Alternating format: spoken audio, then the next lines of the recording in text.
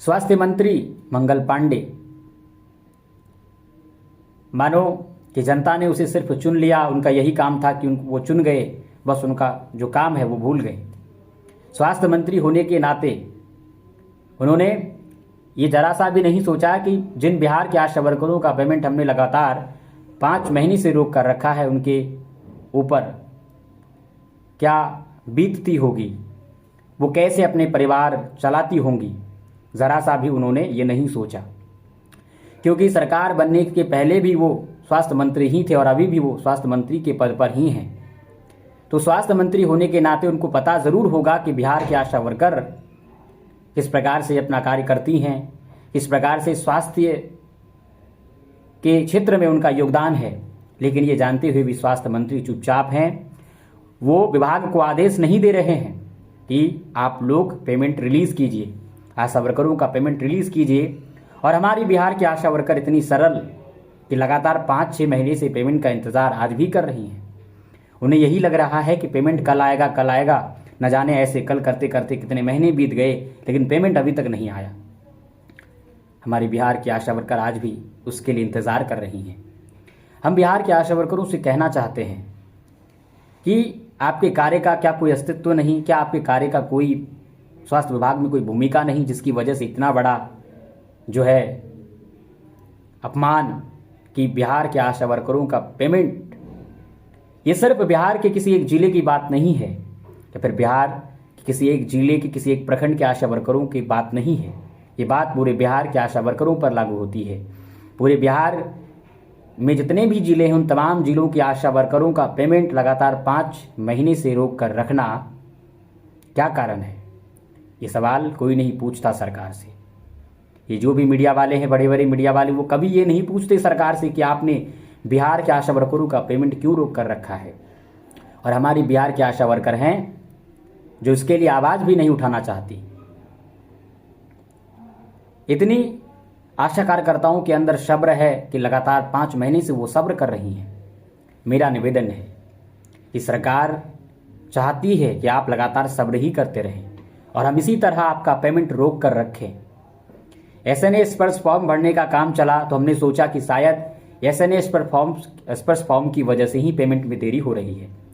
अब एसएनए स्पर्श फॉर्म को भरने का काम भी लगभग पूरा हो चुका है, लेकिन फिर भी अभी तक ना तो केंद्र का पैसा आशा कार्यकर्ताओं के खाते में आया और ना ही राज्य का पैसा आशा कार्यकर्ताओं के खाते में आया। दोनों में से कोई भी पेमेंट नहीं आया खाते में।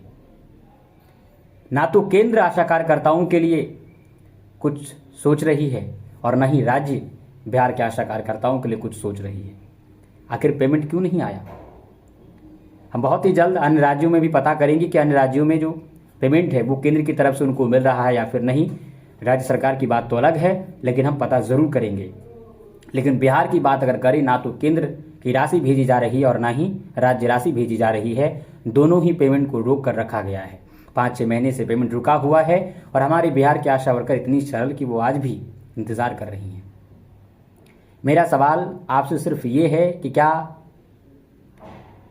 आप लोग अब भी इंतज़ार करते रहोगे? मेरा निवेदन है कि इंतज़ार मत कीजिए। अब ये सरकार आपको इंतज़ार ही करवाती रहेगी जब तक आप इंतज़ार करते रहोगे। इसलिए इंतज़ार करना आप सभी बंद कीजिए और आप सभी आशा कार्यकर्ताओं को अपने काम को छोड़ करके आंदोलन करने की ज़रूरत है। क्यों आज भी अपना काम क्यों कर रहे हो? आज भी प्रत्येक आशा कार्यकर्ता पूरी ईमानदारी के साथ अपना काम कर रहा है, लेकिन ये सरकार है जो बैठा हुआ है और 5-6 महीने से पैसा रुका हुआ है, लेकिन इनको जरा सा भी चिंता नहीं, क्योंकि इनसे क्या है, घर तो आशा कार्यकर्ताओं को चलाना है, सरकार को तो चलानी नहीं है। प्रॉब्लम तो आशा कार्यकर्ताओं को होगी, हमें क्या। ये सोच है मंत्रियों की, स्वास्थ्य मंत्री की। तो ऐसे मंत्रियों के लिए, ऐसी सरकार के लिए सिर्फ एक ही उपाय है कि आप लोग उससे खिलाफ मैदान पे उतरिए। मैदान पे उतरने की ज़रूरत है। आप सवाल उठाइए सरकार पर कि आपने हमारे पेमेंट को 5-6 महीने से क्यों रोक कर रखा? क्या आप इसका मुआवजा हमें देंगे? इसका ब्याज हमें आप देंगे?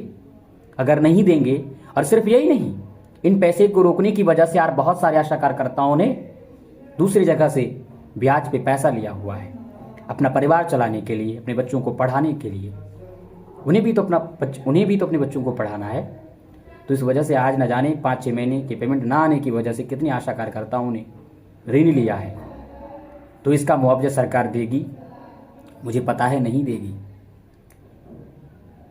लेकिन आप सभी आशा कार्यकर्ताओं से मैं ये निवेदन करूंगा कि कृपया करके आप लोग अपना काम छोड़िए और मैदान पे उतरिए, अपना पेमेंट भी लीजिए, मानदेय कर्मी का दर्जा प्राप्त करने के लिए सरकार के साथ लड़िए और एक निश्चित मानदेय प्राप्त करने के लिए आप लोग सभी लोग एकजुट होकर के मैदान पे उतरिए। सभी लोग बिहार के तमाम जो जिले हैं उन तमाम जिलों में एक साथ अपना काम स्थगित करिए। मैं ये भाषण, ये स्पीच मैं किसी को भड़काने के लिए नहीं दे रहा हूँ। मैं बिहार के आशा वर्करों की अस्मिता, उनका सम्मान की बात मैं कर रहा हूँ।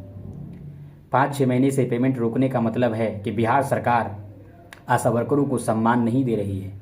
बिहार सरकार की नज़र में आशा कार्यकर्ताओं की भूमिका स्वास्थ्य विभाग में कुछ भी नहीं है।